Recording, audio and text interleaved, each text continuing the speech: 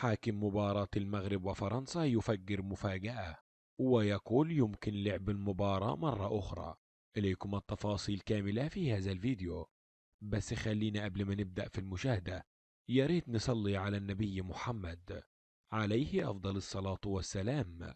وإن كنتم محبي ومشجعي للمنتخب المغربي فياريت ما تنساناش بلايك واشتراك للقناة علشان نقدر نوصل لكم كل جديد. هيا بنا. علق الحاكم المكسيكي الذي أدار لقاء فرنسا والمغرب في نصف نهائي كأس العالم على قرار الاتحاد المغربي لكرة القدم، والذي قرر رسميا تقديم احتجاج للفيفا على إدارة اللقاء. وقال الحاكم المكسيكي سيسار راموس: أصدقائي المرجو التحلي بالصبر. إذا لم تكن راضيا عن المباراة يمكن تقديم اعتراض جماعي عبر موقع الفيفا، ويمكن لعب المباراة مرة أخرى.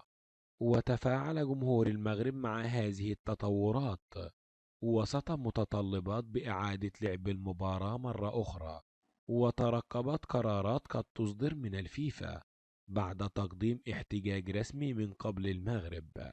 وبكده يبقى انتهينا من هذا الفيديو. وإن كنتم محبي ومشجعين المنتخب المغربي فياريت ما تنساناش بلايك واشتراك للقناة علشان نقدر نوصل لكم كل جديد. والسلام عليكم ورحمة الله تعالى وبركاته.